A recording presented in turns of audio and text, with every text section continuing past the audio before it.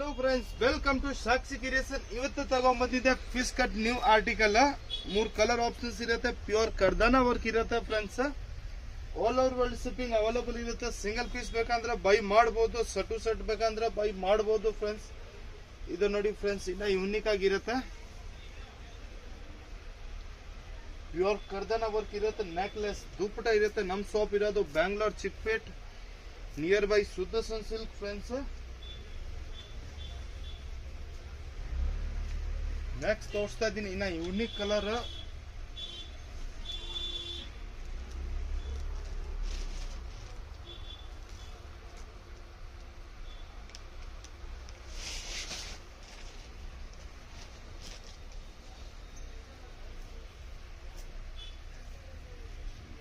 Full V neck blouse ಇರುತ್ತೆ friends.